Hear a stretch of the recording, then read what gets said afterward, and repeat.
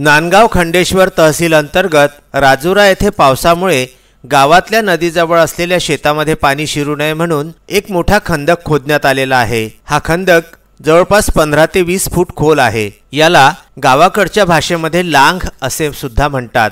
या लांघीमध्ये गावातील युवा शेतकरी गजानन राजूरकर यांची गाय ओल्या मातीमध्ये पाय घसरून पडली। त्या लांघीमध्ये गाळ व पाणी सुद्धा होते। या लांघमध्ये गाय पडली हे समजतात राजुरा येथील युवकांनी या गायीला वाचविण्यासाठी रेस्क्यू ऑपरेशन केले। गायीला दोर बांधून बाहेर काढण्याचा भरपूर प्रयत्न केला गेला, परंतु त्यामध्ये त्यांना यश आले नाही। शेवटी गावातील ट्रॅक्टर व युवकांच्या मदतीने त्या गायीचे प्राण वाचविण्यात आले। यामध्ये गावातील युवकांच्या या प्राणी प्रेमामुळे सर्व गावामध्ये त्यांचे कौतुक होत आहे आणि ज्यांची गाय वाचली ते गजानन राजूरकर हे सर्वांचे आभार मानित आहेत।